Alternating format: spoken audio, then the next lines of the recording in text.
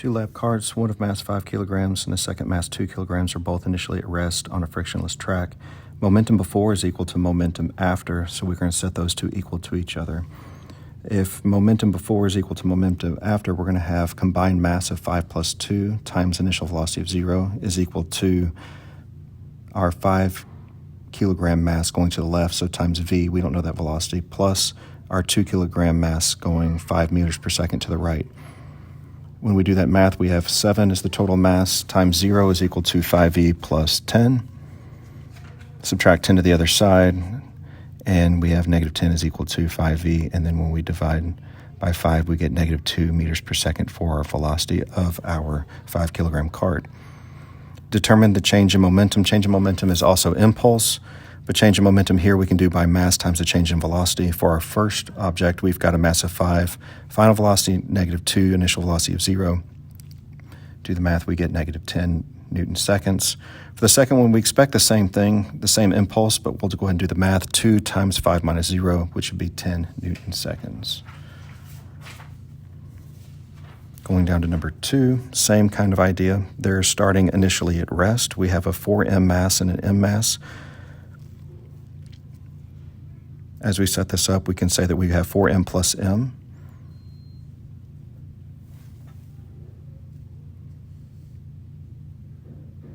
We have 4m plus m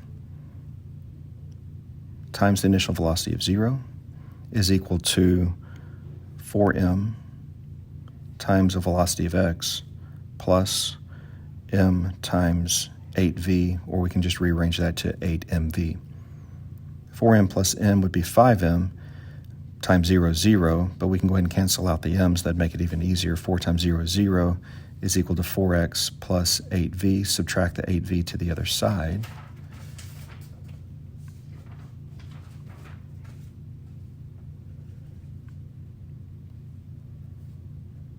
All right, let's subtract that 8v to the other side, then divide by 4.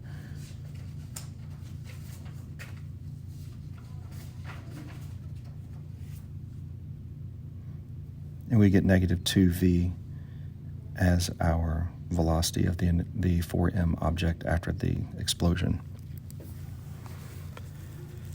Number 2b, what is the velocity of the center of mass of the system after the plunger pushes the carts apart? Explain your reasoning.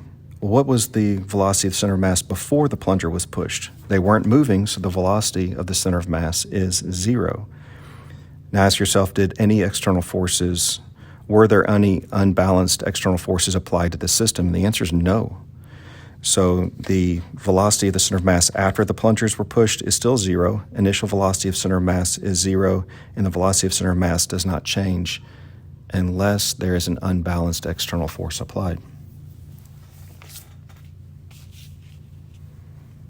Going to number 3, 2 train carts are moving in opposite directions on a railroad. The first cart has a mass of 500 kilograms and moves to the east or to the right at 12 meters per second. Second car has a mass of 300 and moves to the west or the left, or we could even say negative 18 meters per second.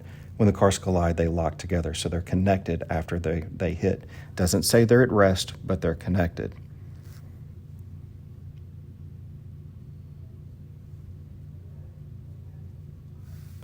We can set this up as momentum before is equal to momentum after. 500 kilograms times 12 plus 300 kilograms times negative 18 for each of the combined momentums before they collide is equal to their combined mass, 800 times v. We're solving for v. 500 times 12 would get us 6,000. And 300 times negative 18 would get us negative 5,400.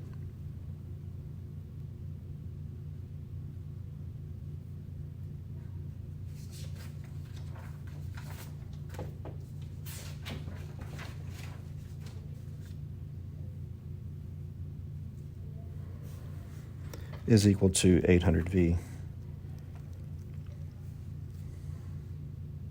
Subtract 5,400 from 6,000, we get 600 is equal to 800v. Divide both sides by 800, so 600 divided by 800 should get us 0.75 meters per second for that velocity.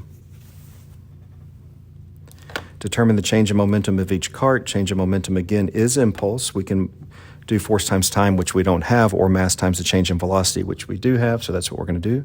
For cart number 1, or the first cart we do, we can do, say, 500 times final velocity minus initial velocity, or 0.75 minus 12, and we get negative 5625 Newton seconds.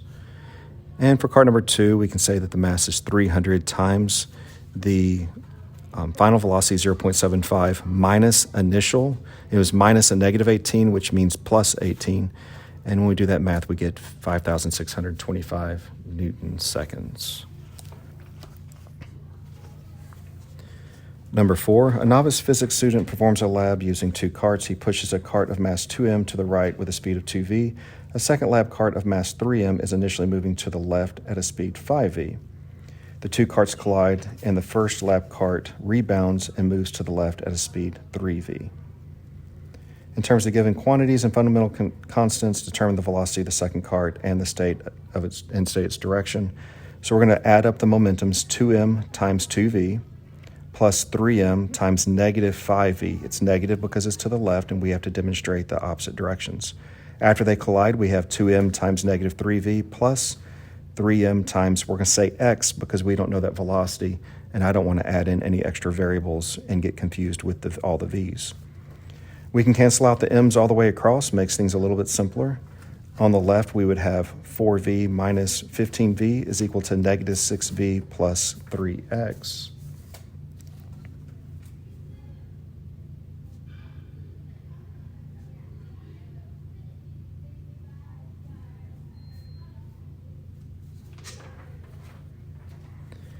Once we simplify, we'll see it's negative 5v is equal to 3x.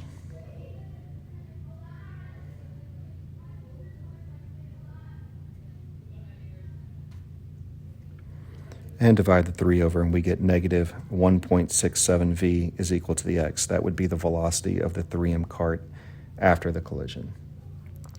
Final question, we've got 4b. After the carts collide, the student notices that there is a thin, long string which connects the 2 carts. Thinking quickly, he claims that when the carts reach the end of the string would jerk them to a stop. Do you agree with this claim? Justify your answer.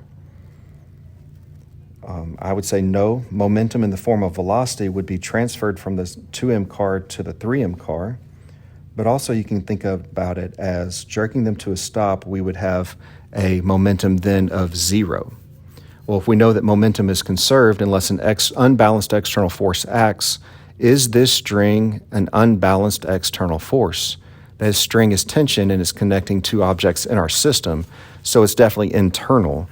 So an internal force cannot change momentum, and so we must disagree that it's not coming to a stop because that would be a change in system momentum.